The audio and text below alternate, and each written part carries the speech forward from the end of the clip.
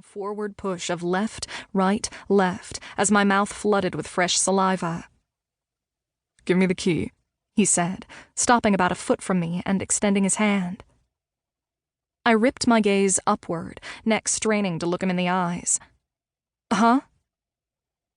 I had heard what he said, just didn't understand the demand. Admittedly, even in my grief, my brain had stopped functioning properly the second he walked into the room. And this close to me, his unwashed scent filled with lusty suggestions was enough to completely shut down my capacity for coherent thought. "Buzzsaw will go out and fix it this morning," Braeden explained, with a hard edge to his tone. "But he needs a key to get in. That's how doors work."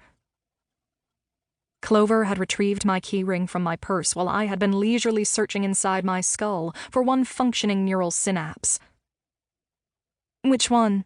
she asked, jingling my keys from across the table, her smirk too large to keep hidden even if she had tried. "You've added new ones."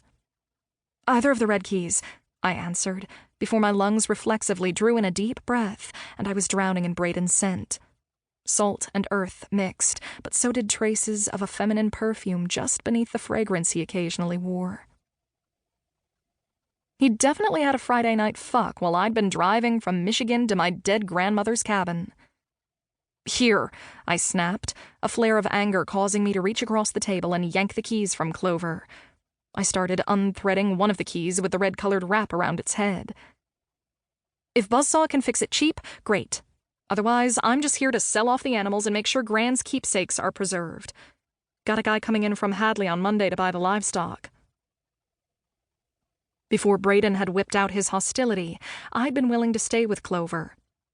Even eager with the hope I could figure out and patch over the cracks that had appeared in our relationship. Now, I just wanted to disappear as quickly as possible, sell the chickens and goats, and get back to school. I dropped the key in Braeden's outstretched palm, then forced my attention back to the cooling plate of eggs and ham. "I can stay at the Crockers' place until then." From across the table, an indignant huff told me Clover wasn't pleased with my choosing to pay the Crockers for one of their seedy little cabins instead of staying with her for free. But I wasn't sure I could bear the growing awkwardness between us while my grandmother's death was so fresh, and Braeden's face warped into a scowl every time his gaze landed on me. "What time on Monday?" Braeden asked, still standing uncomfortably close to me, all of the once tantalizing odors clinging to his body reduced to some other woman's perfume, so that he suddenly stank of patchouli. "Rooster can be there to make sure you get a good price." "Having them gone and taken care of is all the price I need," I mumbled, before shoveling some eggs into my mouth, my back hunched forward to shield me against his continuing presence. It was clear he didn't want me in their house. So why the hell was he standing so close? And what did it matter to him how much I got paid for the livestock? The money wasn't going into his pocket. "I'll tell Rooster to be there at 8. Braeden growled and crossed back over to the coffee machine. "No one's getting here from Hadley before then." I shoveled the rest of the eggs and ham into my mouth as he filled his cup.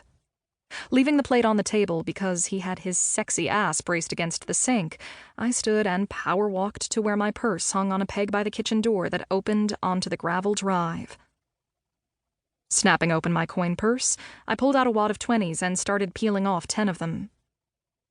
"Tell Buzzsaw my furnace budget is too—" Growling, Braeden put his coffee mug on the counter with a heavy thunk. "The budget is what I say it is, baby girl." Baby girl. A load of concrete dropped on top of me. Braeden hadn't called me baby girl since before I first left for college. Blinking, I shoved the money back in my bag, my keys slipping from my numb fingers at the same time. Without looking at either of them, I offered my excuse for leaving so soon. "Thanks for breakfast, Chloe. But the feed store should be open by now, and I've got enough food for the animals to last until Monday." I fished the keys out just in time to look up and see Braeden stalking toward me, his chin dropped low like some prize fighter, while the green eyes stayed focused on my face. I spun and grabbed the knob, but couldn't turn it before he planted a big palm on the door. His free hand pulled the door's lacy curtain aside. Seeing my grand